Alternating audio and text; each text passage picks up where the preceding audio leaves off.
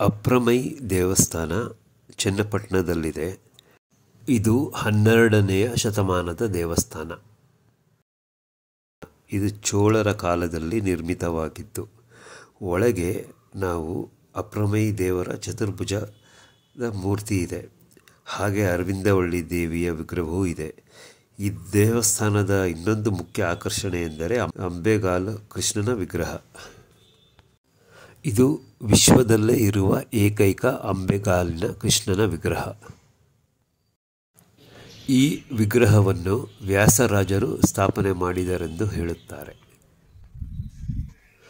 ಈ ದೇವಸ್ಥಾನದ ಮುಂಭಾಗದಲ್ಲಿ ರಾಜಗೋಪುರವಿದೆ. ಹಾಗೆ 30 ಅಡಿಯ ಕಲ್ಲಿನ ಕಂಬವಿದೆ. ದೇವಸ್ಥಾನದ ಒಳಗೆ ನಿಮಗೆ ಬಹಳಷ್ಟು ಕಲ್ಲಿನ ಕಂಬಗಳಿದ್ದು ಅವು ದೇವಸ್ಥಾನಕ್ಕೆ ಮೆರುಗು ಕೊಡುತ್ತೆ. ಖಂಡಿತವಾಗಿಯೂ ಎಲ್ಲರೂ ಒಮ್ಮೆ ನೋಡಲೇಬೇಕಾದಂಥ ದೇವಸ್ಥಾನ ಇದು.